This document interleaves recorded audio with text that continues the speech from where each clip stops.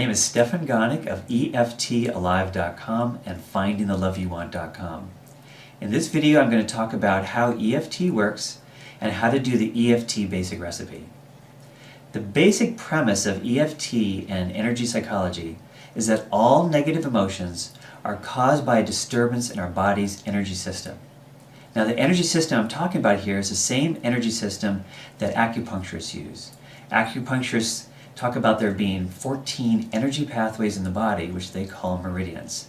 So the idea is that anytime you're experiencing a negative emotion, whether it's anger or sadness or fear or shame, these negative emotions are going to be caused by a disturbance in one or more of your 14 energy meridians. So how does EFT work then? EFT works by clearing out the disturbances in your meridians, in your energy pathways. When you completely clear out all the disturbance in your energy pathways, you will notice that all your negative emotions go away. So in the simplest case, in the simplest sense, what you do is you intentionally focus on the negative emotions you're having, whether it's from a painful memory or something that's happening today. You will know at that point that there's energy disturbances in your meridians that are activated.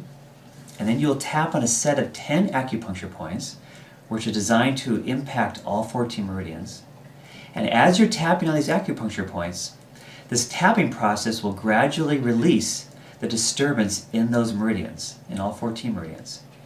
And what you'll experience is that the negative emotions you're having, which could start out to be very intense, gradually just drain away until they're completely gone, which can be quite an amazing experience.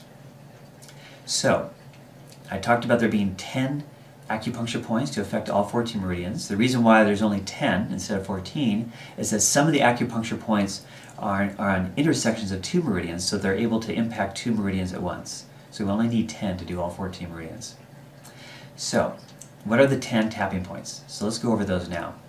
So the first tapping point is on the top of your head. Now the exact location you can find by sticking your thumbs in your ears, being straight up, and then letting your middle fingers meet on the top. Now, in order so that we don't have to do that every time, what we're going to do instead is just pat the top of your head with all 4 fingers. Kind of like, rubbing your tummy and patting your head. Okay, and that way you'll definitely get the point without having to worry about exactly where it is. Now, the way you do the tap in all the points is quick little thunks. So it's pretty quick. It's tap, tap, tap, tap, tap, tap, tap, like that. And you want to do it firm enough that there's little percussion, there's a little bit of percussion involved, which is why I call them little thunks, but not hard enough that you're going to get tender if you keep tapping there, but also not little feather touches either, just little thunks. So that's the first point of the 10. The second point is at the beginning of your eyebrow, on either side, it doesn't matter. And again, and for all the facial points, what I'm going to recommend you do is to use 2 fingers, so again, you won't need to know or need to worry about exactly where the point is. So at the beginning of the eyebrow, you would tap on it like this. Okay. The next point is on the corner of the eye, and it's on the bony socket right at the corner. It's not back here on the temple in the soft area, it's right on the bony socket, corner of your eye, and it's called the side of the eye point. The next point is below your eye. It's also on the bony socket, and it's right below your pupil. Now people tend to drift out over here into their cheekbone, but it should be right below the eye. So the easy way to do this is use 2 fingers, and have one finger near the slant of your nose, and the other one next to it, and you'll be guaranteed to get the right point. The next point is an easy one. It's called the under the nose point, and it's under your nose, above your lip, right in the middle. So it's right here. Next point is called the chin point, but it's actually below the lip and above the chin in the little valley right in the middle. Okay. Now the next point is called the collarbone point. This one's a little trickier. What you want to do is run your finger along your collarbone until you get to this little U-shaped depression in between the 2 collarbones. The point is actually right on that corner, right where the U depression is. But rather than trying to hunt around for it, again, we're going to use a simpler way of doing it. And I recommend you use a flat fist like this right at the base of your neck, like this. That way you're guaranteed to get one of the points, maybe even both of them. Okay. Some people can also prefer patting with their fingers like this. Exactly how you do these, tap on your points actually doesn't matter that much as long as you get the right location. The next point is called the under the arm point, and it's on the side of your body. Under your arm is not in the armpit, it's a few inches below. For a man, it would be level with the nipple. For a woman, it would be in the middle of the bra strap. And you'll tap with all 4 fingers under your arm. So that's the under the arm point. The next point is called the wrist point. It's on the inside of your wrist. If you look at where your hand connects with your wrist, you'll see there's a line there. If you put your 3 fingers right below the line, then the tapping point is at the bottom of your 3 fingers, right where my wristband is. And to tap on that, you can just pat it with the other hand, like this. You can use a flat fist if you want. You can even use your other wrist if you want, so you get both wrists simultaneously. How you tap, again, doesn't really matter. The last point is called the karate chop point. We call it the karate chop point because it's the side of the hand that you would hit if you did a karate chop. So it's right on the side of your hand, and if you look at your palm, not counting the finger, but just the side of your hand, is right in the center. But rather than have to worry about getting exactly the right point again, the simplest way to do it is to just pat with all your fingers, like that. So those are the 10 points. Okay, so now how do we do the basic recipe? So the way you do the basic recipe is the first step is you come up with a phrase that describes the negative emotion you're having, the negative experience you're having. And what I would recommend for a beginner is to come up with a phrase that includes an emotion and the thing that you're having the emotion about. So you might be angry at a friend for saying something, that they shouldn't have said to another friend, or you might be scared about a test you're taking. So you're going to come up with what's called the problem phrase or reminder phrase, and I'll tell you in a minute why it's called a reminder phrase. So you're going to come up with a short descriptive phrase, and we'll use as an example, afraid of taking the test tomorrow. Okay. So we have our phrase. The next step is to measure on a scale of 0 to 10 how strong the emotion is. So let's say I'm very scared about this test that's coming tomorrow, so I'm going to say it's maybe an 8 out of 10. So the intensity level is at 8. Okay, so now I'm ready to start the tapping process. It's helpful to have to track the intensity by giving it a number like that, so we can track our progress as we're doing the tapping process. Okay, so now the first step we do in the actual tapping is we do what's called the setup affirmation. The setup affirmation consists of the form, even though problem phrase, I deeply and profoundly accept myself. Or if you want to make it even a little stronger, I deeply and profoundly love and accept myself. So in this case, it would be, even though I'm afraid about the test tomorrow, I deeply and profoundly love and accept myself. Okay. Now we're going to say that phrase 3 times while tapping on the karate chop point. So I say, even though I'm really scared about the test tomorrow, I deeply and profoundly love and accept myself. Now it's really important this is called the setup affirmation, that you emphasize the second half. Some people will put a lot of emphasis in the first half and kind of fade off in the second half. Even though I'm scared about the test tomorrow, I deeply and profoundly love and accept myself. So you want to actually put a lot of energy into the second half.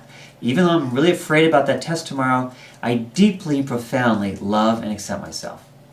So now once we've said that 3 times, we're now going to repeat just the problem phrase by itself, or the reminder phrase by itself, while tapping on each of the 10 points.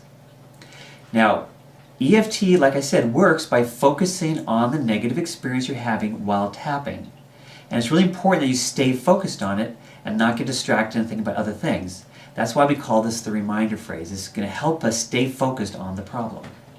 So what you do is I would tap on the top of my head and say, scared about the test tomorrow. Now the number of times I tap is just however many taps I get in while saying the phrase. You don't actually need very many taps. 4 or 5 taps is sufficient. But I'm not going to bother counting. I'm just going to say the phrase while tapping, and that'll be sufficient. So then I'll just say it again. This next point, afraid of taking the test tomorrow, afraid about taking the test tomorrow, afraid about taking the test tomorrow, afraid about taking the test tomorrow, afraid about taking the test tomorrow. And I go through all 10 points. Okay, so that'd be 1 pass through the 10 points. Then I'd repeat that again and do a second pass through the 10 points again, saying the phrase, afraid about taking the test tomorrow, afraid about taking the test tomorrow. Do a second pass through all the points. Okay. So once I've done the setup affirmation and 2 passes through the 10 points, that is the EFT basic recipe. I like to finish the EFT basic recipe by taking a deep breath. And then what you do next is to reassess how intense the emotion is. So I'll think about taking the test tomorrow, and I'll go, still fairly strong, but not as strong. It's now a 6 out of 10. So it's come down 2 points. Now that's actually would be a typical result if EFT is working well for you, that the intensity of whatever you're tapping on will come down by about 2 points per basic recipe. Okay? So at that point, we would just start over and do another EFT basic recipe, starting from the beginning. Even though I'm scared about taking the test tomorrow, I deeply, profoundly love and accept myself. And we say that phrase 3 times. Now, if you did have an experience where the number came down, we can modify the wording a little bit, and this is optional, where you can modify the wording in a way that acknowledges the progress that's been made. And the way you would do that is by saying, even though I still have some, that's the preface, even though I still have some fear about taking the test tomorrow, I deeply, profoundly love and accept myself. Even though I still have some fear about taking the test tomorrow, I deeply, profoundly love and accept myself. So we do that 3 times. And then when we tap through the points, I'm going to modify a little bit by just saying remaining in the problem phrase. So remaining fear about taking the test tomorrow. Remaining fear about taking the test tomorrow. Remaining fear about taking the test tomorrow. And I make 2 passes saying it that way. Take a deep breath. Reassess, and now I notice that's a 4. It came down 2 points. Do another basic EFT basic recipe. It's now 2. Do another one, and now it's 0. And then it can be as simple as that. And then you'll notice that there's no more fear, and you feel nice and calm about taking the test tomorrow. So, this is the EFT basic recipe. Armed with just this amount of understanding of EFT, you're likely to be successful in this application for whatever you're trying to tap on about 40 to 50% of the time, which is not bad actually when you think about it as a brand new technique you're learning. Now, one of the problems that people tend to run into is how to come up with a good tapping phrase. I know when I first learned EFT many years ago, sometimes I get very confused about that myself. So I wrote an article called Picking Effective EFT Tapping Phrases, and you can find that on my articles page on my site, EFTalive.com. And I also have another article called What to Do When EFT Doesn't Seem to Be Working. So this is an article that will help you have an even much higher success rate. So as I said, you start out at about 40 to 50% success rate in EFT working for whatever problem you're trying to apply it to. As you get better with these tapping phrases, your success rate will go up higher. And if you really work with my article, What to Do When EFT Doesn't Seem to Be Working, you can get your success rate higher and higher and higher. At this point, my success rate is about 98%. So it's actually very rare that the EFT doesn't work for whatever it is I'm trying to apply it to, whether it's myself or for one of my clients. So that's the EFT basic recipe. And for more articles, videos, audios, and helpful pointers for EFT, I invite you to visit my site at EFTalive.com as well as my other site.